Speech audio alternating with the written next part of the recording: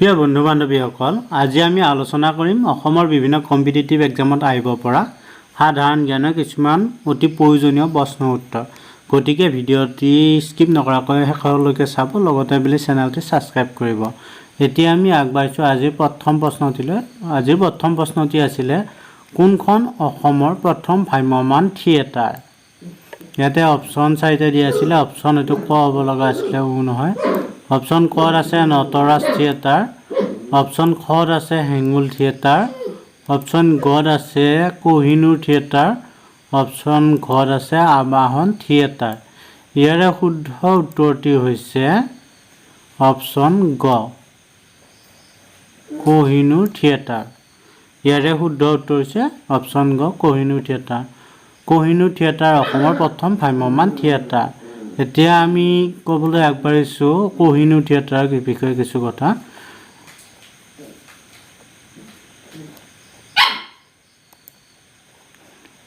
নাট্যচৰ্যা ব্ৰজনাথ শৰ্মাই প্ৰতিষ্ঠা কৰা কোহিনুৰ অপেৰা অসমৰ প্ৰথম ভ্ৰাম্যমাণ থিয়েটাৰ আছিল। 1930 চনত কোহিনুৰ অপেৰাত ধুবুৰীৰ পৰা শদিয়ালৈকে হাজাৰ হাজাৰ দৰ্শকক আকৰ্ষণ কৰা নাটক পৰিৱেশন কৰা হৈছিল। 1963 চনৰ 2 অক্টোবৰত পাঠশালাত প্ৰথমখন ভ্ৰাম্যমাণ থিয়েটাৰ নাটক মঞ্চস্থ কৰা হয়। কোহিনুৰ থিয়েটাৰ প্ৰথম মঞ্চস্থ কৰা হৈছিলে পাঠশালাত 1963 চনৰ 2 অক্টোবৰ তাৰিখত। ইয়াতে কোৱা হৈছে 1963 চনৰ 2 অক্টোবৰত পাঠশালাত প্ৰথমখন ভ্ৰাম্যমাণ থিয়েটাৰ মঞ্চস্থ কৰা আছিলে। প্ৰথম ভ্ৰাম্যমাণ থিয়েটাৰ আমাৰ কি আছিলে? কোহিনুৰ থিয়েটাৰ। এইখিনি মনত ৰাখিব অতি প্ৰয়োজনীয়। 1930 চনত কোহিনুৰ অপেৰাত ধুবুৰীৰ পৰা শদিয়ালৈকে, এতিয়া হৈছিল 1930, হাজাৰ হাজাৰ দৰ্শকৰ আকৰ্ষণ কৰা হৈছিল। এতিয়া আমি আগবাঢ়িছোঁ আজিৰ আন এটি প্ৰশ্নলৈ। শ্বহীদ দিৱস কেতিয়া উদযাপন কৰা হয়? ইয়াতে অপশ্যন 4টা দিয়া হৈছিলে। অপশ্যন কত আছে 2 ছেপ্টেম্বৰ, অপশ্যন খত আছে 30 অক্টোবৰ, অপশ্যন গত আছে 14 নৱেম্বৰ, অপশ্যন ঘত আছে 10 ডিচেম্বৰ। এতিয়া কথাটো হ'ল, ইয়াৰে শুদ্ধ উত্তৰ হৈছে শ্বহীদ দিৱস 10 ডিচেম্বৰ তাৰিখে উদযাপন বা পালন কৰা হয়। 10 ডিচেম্বৰ তাৰিখে শ্বহীদ দিৱস পালন কৰা হয়। এতিয়া আমি আগবাঢ়িছোঁ আজিৰ আন এটি প্ৰশ্নলৈ। কাক বিহগী কবি বুলিও জনা যায়?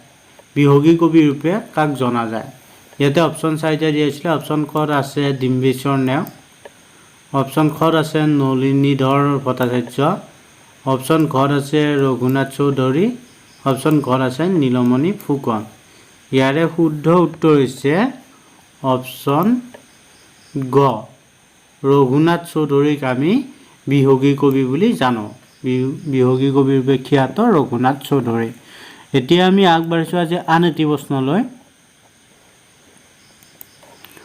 অসমৰ দ্বিতীয় জনবহুল নগৰ কোনখন?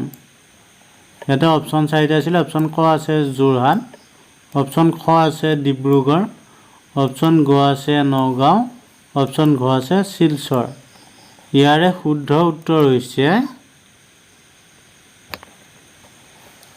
শিলচৰ। অপশ্যন ঘ শুদ্ধ উত্তৰ শিলচৰ। অসমৰ দ্বিতীয় জনবহুল নগৰখন হৈছে শিলচৰ। এতিয়া আমি আগবাঢ়িছোঁ আজিৰ আন এটি প্ৰশ্নলৈ। হালধীয়া চৰায়ে বাও ধান খায় উপন্যাসখনৰ লেখক কোন? হালধীয়া চৰায়ে বাও ধান খায় উপন্যাসখনৰ লেখক কোন? ইয়াতে অপশ্যন 4টা দিয়া হৈছিলে। অপশ্যন কত আছে হোমেন বৰগোহাঁই, অপশ্যন খত আছে নিৰুপমা বৰগোহাঁই, অপশ্যন গত আছে মহিম বৰা, অপশ্যন ঘত আছে ৰেৱতী মোহন দত্ত চৌধুৰী। ইয়াৰে শুদ্ধ উত্তৰ হৈছে অপশ্যন ক, হোমেন বৰগোহাঁয়ে হালধীয়া চৰায়ে বাও ধান খায় উপন্যাসখন ৰচনা কৰিছিল বা লিখিছিল। এতিয়া আমি আজি আগবাঢ়িব ওলাইছোঁ আজিৰ আন এটি প্ৰশ্নলৈ।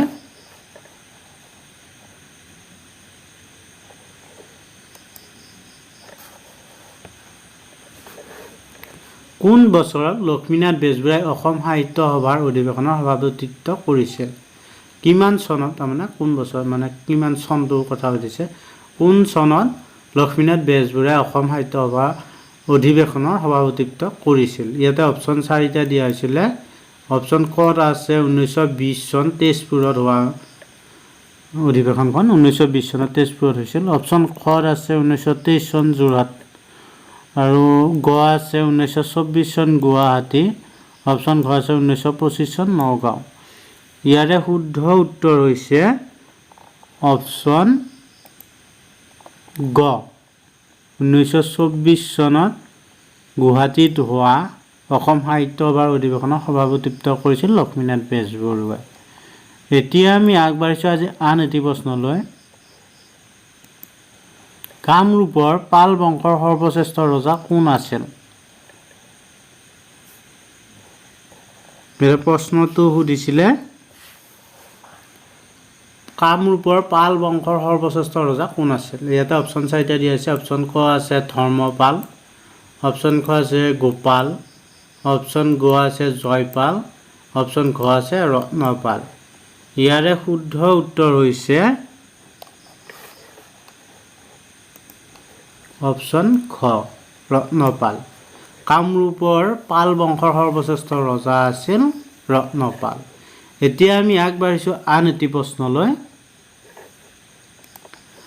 আহোম ৰাজ্যৰ শেষ ৰাজধানী ক'ত আছিল আহোম ৰাজ্যৰ শেষৰ ৰাজধানী ক'ত আছিল অপশ্যন ক চৰাইদেউ অপশ্যন খ গড়গাঁও অপশ্যন ঘ ৰংপুৰ অপশ্যন ঘ যোৰহাট ইয়াৰে শুদ্ধ উত্তৰ হৈছে অপশ্যন খ যোৰহাট আহোম ৰাজ্যৰ শেষৰ ৰাজধানী আছিল যোৰহাট এতিয়া আমি আগবাঢ়িছোঁ আজি আন এটি প্ৰশ্নলৈ কোনখন চহৰক টি চিটি অফ ইণ্ডিয়া বুলি জনা যায় অপশ্যন ক আছে ডিব্ৰুগড় অপশ্যন খ আছে যোৰহাট অপশ্যন গ আছে শিৱসাগৰ অপশ্যন ঘ আছে গোলাঘাট ইয়াৰে শুদ্ধ উত্তৰ হৈছে ইয়াতে প্ৰশ্নটো দিছিলে কোনখন চহৰক টি চিটি অফ ইণ্ডিয়া বুলি জনা যায় ইয়াৰে শুদ্ধ উত্তৰ হৈছে অপশ্যন ক ডিব্ৰুগড় ডিব্ৰুগড়ক টি চিটি অফ ইণ্ডিয়া বুলি জনা যায় এতিয়া আমি আগবাঢ়িছোঁ আজি আন এটি প্ৰশ্নলৈ কোনখন চহৰ অসমৰ মানচেষ্টাৰ বুলি জনা যায় কোনখন চহৰক অসমৰ মানচেষ্টাৰ বুলি জনা যায় ইয়াতে অপশ্যন 4টা দিয়া আছিল অপশ্যন ক'ত আছে যোৰহাট অপশ্যন খত আছে শুৱালকুছি অপশ্যন গত আছে ডিফু অপশ্যন ঘত আছে ডিগবৈ ইয়াৰে শুদ্ধ উত্তৰ হৈছে অপশ্যন খ শুৱালকুছি এতিয়া আমি আগবাঢ়িছোঁ আজি আন এটি প্ৰশ্নলৈ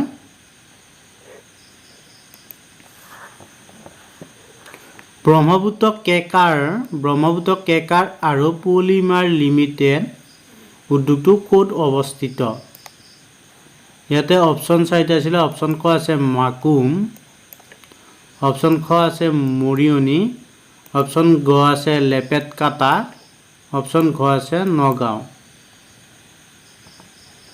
ইয়াৰে শুদ্ধ উত্তৰ হৈছে অপশ্যন গ লেপেটকাটা ব্ৰহ্মপুত্ৰ কেকাৰ আৰু পলিমাৰ লিমিটেড উদ্যোগটো লেপেটকাটাত অৱস্থিত এতিয়া আমি আগবাঢ়িছোঁ আজি আন এটি প্ৰশ্নলৈ অসমৰ পৰা কোনে বিখ্যাত দাণ্ডি যাত্ৰাত যোগদান কৰিছিল অসমৰ পৰা কোনে বিখ্যাত দাণ্ডি যাত্ৰাত যোগদান কৰিছিল ইয়াৰে অপশ্যন 4টা আছিলে অপশ্যন ক আছে নবীন চন্দ্ৰ বৰদলৈ অপশ্যন খ আছে তৰুৰাম ফুকন অপশ্যন গ আছে কুলধৰ শইকীয়া অপশ্যন ঘ আছে লীলাধৰ বৰুৱা ইয়াৰে শুদ্ধ উত্তৰ হৈছে অসমৰ পৰা বিখ্যাত দাণ্ডি যাত্ৰাত যোগদান কৰা ব্যক্তিজন হৈছিল লীলাধৰ বৰুৱাই আছিল অসমৰ দাণ্ডি যাত্ৰা যোগদান কৰা ব্যক্তিজন এতিয়া আমি আগবাঢ়িছোঁ আজি আন এটি প্ৰশ্নলৈ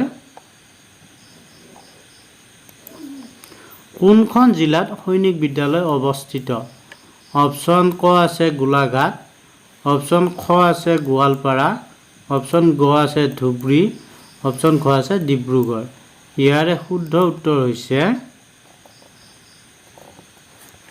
অপশ্যন খ গোৱালপাৰা অসম কি আছিলে গোৱালপাৰা জিলাত সৈনিক বিদ্যালয়খন অৱস্থিত। এতিয়া আমি আগবাঢ়িছোঁ আজিৰ আন এটি প্ৰশ্নলৈ। প্ৰথম অসমীয়া ৰোমান্টিক কবিতা বনকুঁৱৰী কোনে ৰচনা কৰিছিল? প্ৰথম অসমীয়া ৰোমান্টিক কবিতা। ইয়াতে অপশ্যন চাৰিটা দিছিলে। অপশ্যন ক আছে ডিম্বেশ্বৰ নেওগ, অপশ্যন খ আছে চন্দ্ৰকুমাৰ আগৰৱালা, অপশ্যন গ আছে মহেন্দ্ৰ নাথ ডেকা ফুকন, অপশ্যন ঘ আছে বেণুধৰ ৰাজখোৱা। ইয়াৰে শুদ্ধ উত্তৰ হৈছে অপশ্যন খ, চন্দ্ৰকুমাৰ আগৰৱালা আছিল বনকুঁৱৰী ৰচনা কৰা ব্যক্তিজন। প্ৰথম অসমীয়া ৰোমান্টিক কবিতা বনকুঁৱৰী চন্দ্ৰকুমাৰ আগৰৱালাদেৱে ৰচনা কৰিছিল। এতিয়া আমি আগবাঢ়িছোঁ আজিৰ আন এটি প্ৰশ্নলৈ। কোনটো অসমৰ বৰাক উপত্যকাৰ জিলা নহয়? ইয়াতে উল্লেখ কৰা জিলাকেইখনৰ ভিতৰত কোনখন অসমৰ বৰাক উপত্যকাৰ জিলা নহয়? ইয়াতে অপশ্যন চাৰিটা আছে। অপশ্যন ক আছে কাছাৰ, অপশ্যন খ আছে কৰিমগঞ্জ, অপশ্যন গ আছে ডিমা হাছাও, অপশ্যন ঘ আছে হাইলাকান্দি। ইয়াৰে শুদ্ধ উত্তৰ হৈছে অপশ্যন গ, ডিমা হাছাও বৰাক উপত্যকাৰ জিলা নহয়। এতিয়া আমি আগবাঢ়িছোঁ আজি আন এটি প্ৰশ্নলৈ। কোন বছৰত ভূপেন হাজৰিকা অসম সাহিত্য সভাৰ সভাপতি নিৰ্বাচিত হৈছিল? কিমান চনত ডক্টৰ ভূপেন হাজৰিকা অসম সাহিত্য সভাৰ সভাপতি পদৰ বাবে নিৰ্বাচিত হৈছিল? ইয়াতে অপশ্যন চাৰিটা দিয়া হৈছিলে। অপশ্যন কত আছে 1988 চনত, অপশ্যন কত আছে 1990 চনত, অপশ্যন গত আছে 1993 চনত, অপশ্যন ঘত আছে 1995 চনত।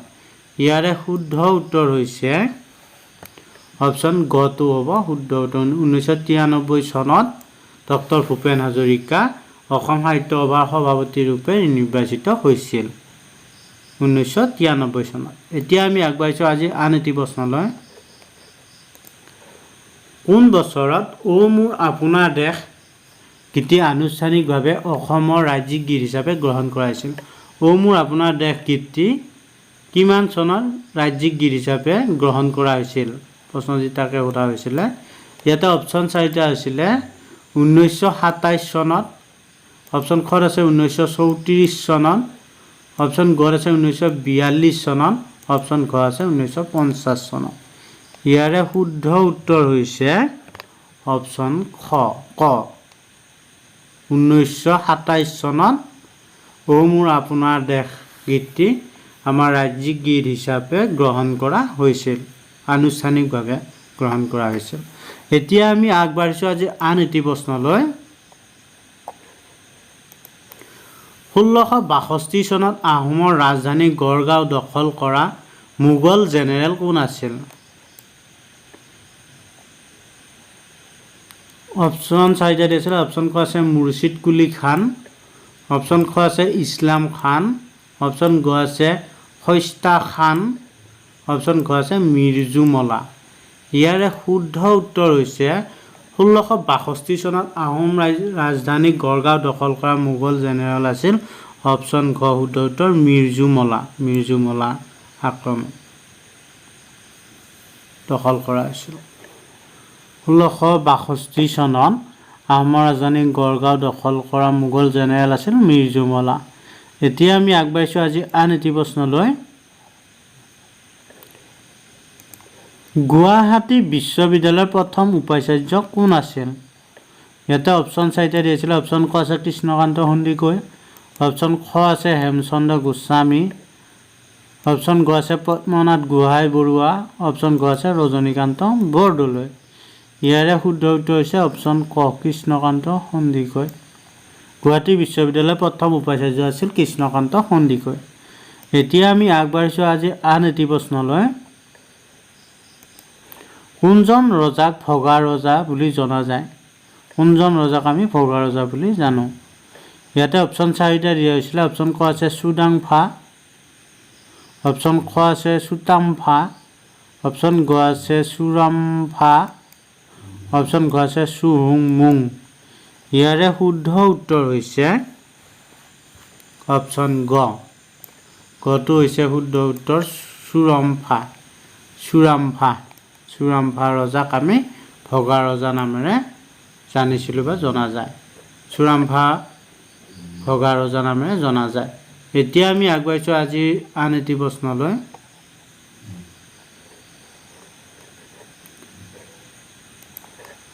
(1828) চনত অসমত ব্ৰিটিছ শাসনৰ বিৰুদ্ধে প্ৰথম বিদ্ৰোহৰ নেতৃত্ব কোনে দিছিল? ইয়াতে অপশ্যন 4টা দিয়া আছিলে। অপশ্যন ক আছে পিয়লি ফুকন, অপশ্যন খ আছে মণিৰাম দেৱান, অপশ্যন গ আছে গোমধৰ কোঁৱৰ হ'ব লগা আছিলে, এইটো কোনো আৰু খ আছে পিয়লি বৰুৱা। ইয়াৰে শুদ্ধ উত্তৰ হৈছে অপশ্যন গ গোমধৰ কোঁৱৰ। 1828 চনত অসমত ব্ৰিটিছ শাসনৰ বিৰুদ্ধে প্ৰথম বিদ্ৰোহৰ নেতৃত্ব গোমধৰ কোঁৱৰে দিছিল।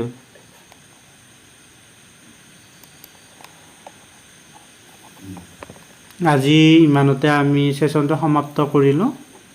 বন্ধু বান্ধৱীসকল, আজি এই ভিডিঅ'টিৰ পৰা যদি আপোনালোকে উপকৃত হৈছে তেনেহ'লে প্লিজ বন্ধু বান্ধৱীলৈ শ্বেয়াৰ কৰিব, লগতে প্লিজ চেনেলটি ছাবস্ক্ৰাইব কৰিব।